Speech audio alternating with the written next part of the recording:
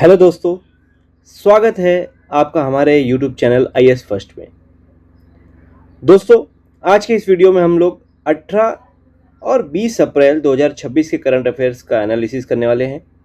18 अप्रैल को किसी कारणवश मैं नहीं बना पाया था वीडियो, तो उस दिन के भी कुछ महत्वपूर्ण न्यूज़ को मैं आज की इस वीडियो में कवर कर रहा हूँ। तो चलिए शुरू करते हैं। आज का पहला न्यूज़ है the delimitation and women's reservation bill. देखिए, ये न्यूज़ काफ़ी चर्चा में रहा है। ये प्री और मेंस दोनों के पॉइंट ऑफ व्यू से इम्पॉर्टेंट है, चाहे वो यूपीएससी हो, चाहे वो अदर स्टेट के पीसीएस एग्ज़ाम हो। तो इसे आप लोग नोट करके जाना। इसके जो प्रावधान हैं, जो आर्टिकल्स हैं संविधान में, उसको भी नोट कर लेना। तो बात करते हैं क्या था। तो ये जो बिल था 17 अप्रैल 2026 को ही लोकसभा में संविधान का 131वां संविधान संशोधन विधेयक गिर गया है, यानी पारित नहीं हो पाया है। 2/3 बहुमत चाहिए होती है पारित होने के लिए, यानी कि 2/3 बहुमत का मतलब होता है संसद में उपस्थित, यानी लोकसभा में उपस्थित और मतदान करने वाले उम्मीदवारों की कुल संख्या का 2/3। तो 2/3 बहुमत चाहिए था, जो ये नहीं पा पाया और जिसकी वजह से ये विधेयक गिर गया है। तो प्रमुख मुद्दा क्या है, कोर इशू क्या है? तो इस विधेयक का उद्देश्य क्या था? इस विधेयक का उद्देश्य महिला आरक्षण यानी 33% को परिसीमन अभ्यास से जोड़ना था। 106वां संविधान संशोधन 2023 यानी नारी शक्ति वंदन अधिनियम 2023 के अनुसार महिला आरक्षण तभी लागू हो सकता है जब अगली जनगणना और परिसीमन पूरा हो जाए, यानी डिलिमिटेशन का कार्य पूरा हो जाए। तो सरकार ने इसके लिए क्या प्रस्ताव दिया? सरकार ने इसके लिए लोकसभा का विस्तार करने का प्रस्ताव दिया। सीटों की संख्या जो वर्तमान में 550 है, उससे बढ़ाकर ये 850 करना चाहती है। इसके अलावा परिसीमन जो है वो नवीनतम जनसंख्या डेटा के आधार पर निर्वाचन क्षेत्रों की सीमाओं का पुनर्निर्धारण करना है, यानी कि जो 2026 में जनगणना शुरू हो चुकी है, ये उस नवीनतम जनगणना के डेटा के आधार पर निर्वाचन क्षेत्रों की सीमाओं का पुनर्निर्धारण करना चाहता है। अब इसके विफलता के कारण क्या है? तो सबसे पहला है संघीय टकराव यानी फेडरल टसल।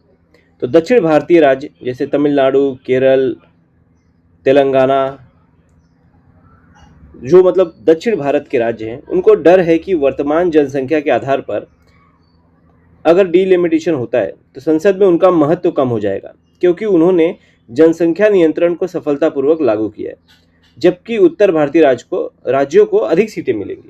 दोस्तों, मैंने डीलिमिटेशन के ऊपर पूरा एक वीडियो बनाया है, आप उसे जाकर विस्तार से देखिए, अच्छे से समझिए। मैंने उसमें हर एक पॉइंट को कवर किया है, तो आप उस वीडियो को जरूर देखिए। दूसरा है संवैधानिक फ्रीज। तो वर्तमान में 1971 की जनगणना के आधार पर सीटों की संख्या 2026 के बाद की पहली जनगणना तक फ्रीज है, जो कि अनुच्छेद 81 के तहत है। और आलोचकों का तर्क है कि आधिकारिक जनगणना से पहले यह कदम जल्दबाजी है। तीसरा है विश्वास की कमी। तो विपक्ष ने महिला आरक्षण को परिसीमन से अलग करने की मांग की है और इसे चुनावी पैंतरेबाजी बताया है, क्योंकि विपक्ष का ये मानना है कि महिला आरक्षण बिल तो ऑलरेडी कानून बन चुका है 2023 में ही, जिसे अभी हाल ही में सरकार ने नोटिफाई भी कर दिया है, यानी अधिसूचित भी कर दिया है।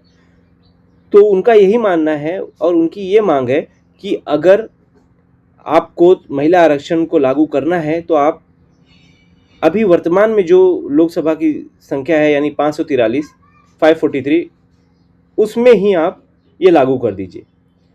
परिसीमन को इस प्रावधान से, इस विधेयक से अभी अलग रखने की उनकी मांग है और इसी वजह से यह विधेयक पारित नहीं हो सका है। अगला न्यूज़ है AI governance and patent growth. तो दोस्तों, इलेक्ट्रॉनिक्स और IT मिनिस्ट्री यानी मैती ने AI प्रशासन के लिए एक सिद्धांत आधारित ढांचे को औपचारिक रूप दिया है। और इसके मुख्य सिद्धांत क्या हैं? तो यह विश्वास की बात करता है, जन केंद्रित की बात करता है, नवाचार, निष्पक्षता, जवाबदेही और सुरक्षा, इन सबको ये शामिल करता है। अब इसका महत्व क्या है, सिग्निफिकेंस क्या है? तो भारत खुद को ग्लोबल साउथ के लिए नैतिक एआई के नेता के रूप में स्थापित कर रहा है, जो लोकतांत्रिक सुरक्षा के साथ तकनीकी विकास को संतुलित करता है। इसके अलावा दोस्तों, ये जो येलो हाईलाइटेड है, इसको आप नोट कर लीजिए, क्योंकि ये आपको आंसर राइटिंग में बहुत काम आने वाला है।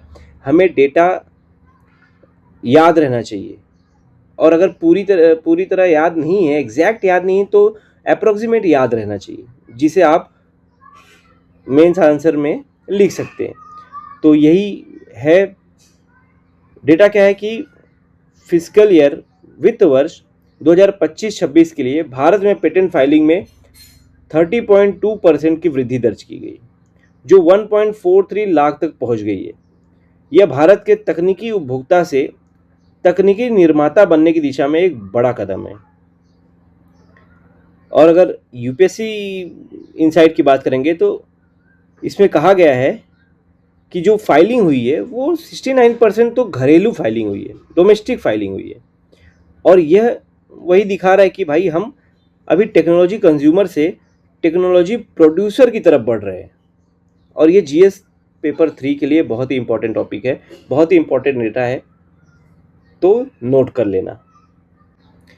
अगला न्यूज़ है इंडिया रशिया रेलोस RELOS पैक्ट। ये काफ़ी इंपॉर्टेंट न्यूज़ है, क्योंकि ये भारत और रूस के बीच में समझौता हुआ है। तो क्या है?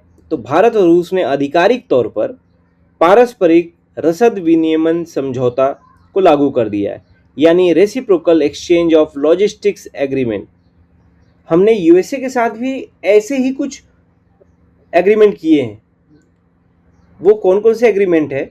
रक्षा से संबंधित, डिफेंस से संबंधित, कमेंट बॉक्स में कमेंट करना है। एक हिंट मैं दे दे रहा हूँ, एक चीज़ बता दे रहा हूँ, लेमोआ, LEMOA। इसके अलावा और भी 2-3 हैं जो हमने यूएसए के साथ समझौता किया है। कमेंट बॉक्स में कमेंट करके जरूर बताना। तो डील क्या है, समझौता क्या है? तो यह दोनों देशों की सेनाओं को ईंधन भरने और रख रखाव के लिए एक दूसरे के सैन्य अड्डों, बंदरगाहों और हवाई सुविधाओं का उपयोग करने की अनुमति देता है। इसके अलावा इसका स्ट्रेटेजिक डेप्थ क्या है, महत्व क्या है?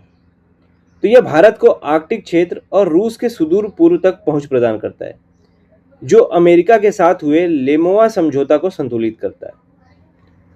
तो अभी मैंने लेमोआ का जिक्र कर ही दिया था, यूएसए के साथ हुआ था। तो सिंपल सी बात है, ये हमें लॉजिस्टिक पहुंच प्रदान करता है रक्षा क्षेत्र में। तो ये काफ़ी इंपॉर्टेंट हो जाता है, नोट कर लेना। अगला टॉपिक है AMOC वीकनिंग।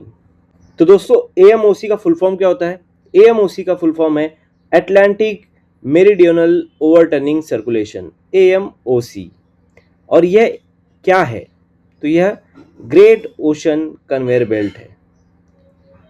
आपको इमेज में दिख रहा होगा, एक कन्वेयर बेल्ट की तरह आपको एक नीली और लाल रेखाएं दिख रही हैं, लाइंस दिख रही हैं, जिसमें गल्फ स्ट्रीम लिखा हुआ है, north Atlantic deep water, north Atlantic currents, ये सब लिखा हुआ है। और ये आप अगर ज्योग्राफी पढ़ रहे हैं, महासागरीय धाराएं एक टॉपिक है, ये सिंपल सा उसी से रिलेटेड है, इसीलिए इम्पॉर्टेंट हो जाता है ज्योग्राफी के पॉइंट ऑफ व्यू से।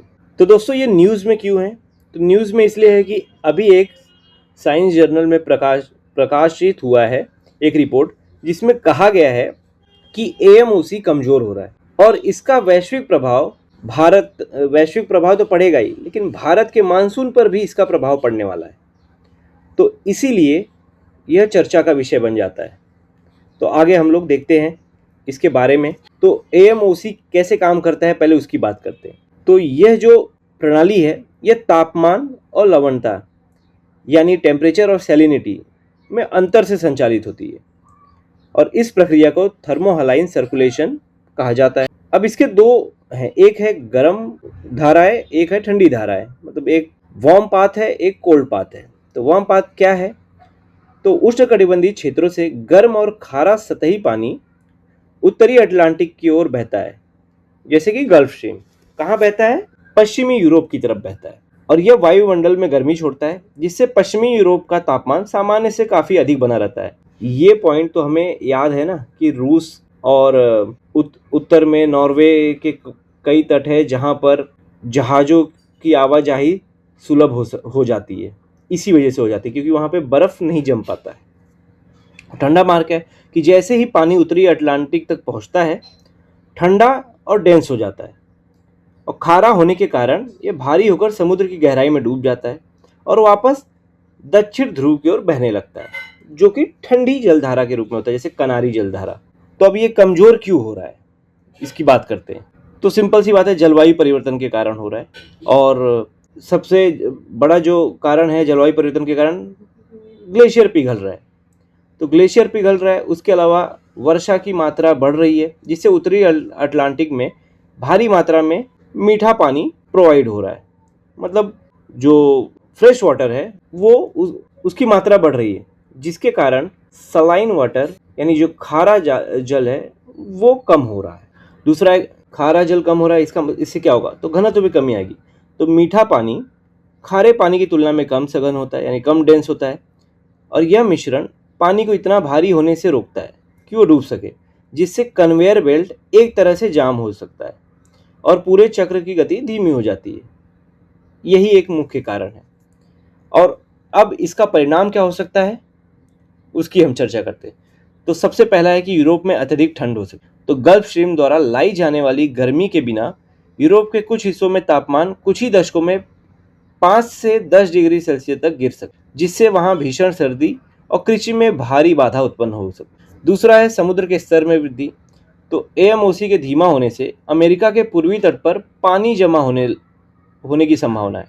इससे न्यूयॉर्क, बोस्टन जैसे शहरों में समुद्र के स्तर में तेजी से वृद्धि हो सकती है। अभी बताया, ग्लेशियर पिघल रहे हैं, वर्षा की मात्रा बढ़ रही है, तो ऑब्वियस सी बात है जल स्तर में वृद्धि होगी। तीसरा है भारतीय मानसून पर प्रभाव। ये सबसे इंपॉर्टेंट है। तो एएमओसी वैश्विक वर्षा क्षेत्रों को प्रभावित करेगा।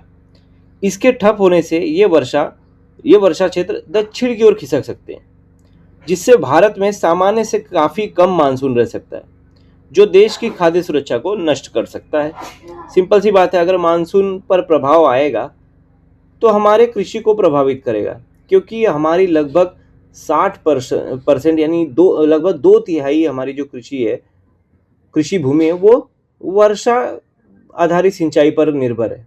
और अगर वर्षा नहीं होगी, सिंचाई नहीं होगी तो फसल कहाँ से उगेंगे। और चौथा है समुद्री पारिस्थितिकी तंत्र का विनाश, यानी मरीन इकोसिस्टम कोलैप्स हो सकता है। तो ये जो परिसंचरण है, ये गहरे समुद्र तक ऑक्सीजन और पोषक तत्व ले जाने के लिए महत्वपूर्ण है।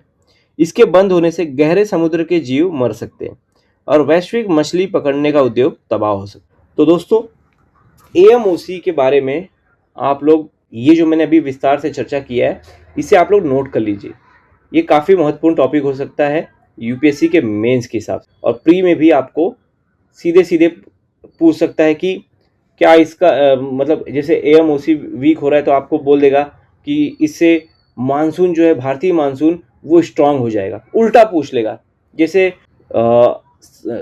दक्षिण ऑसिलेशन, साउथ ऑसिलेशन की बात करते हैं, एल नीनो की बात करते हैं, ला नीना की बात करते हैं, उसको मानसून से जोड़ते हैं। सेम इसको भी जोड़ के यूपीएससी क्वेश्चन पूछ सकता है। और आज का अंतिम फेज जो है वो है प्रीलिम्स फोकस पे। तो 3 इम्पॉर्टेंट न्यूज़ हैं जो प्रीलिम्स के हिसाब से इम्पॉर्टेंट हो सकते हैं, तो उसकी भी बात कर लेते हैं। तो पहला है अस्त्र मार्क 2।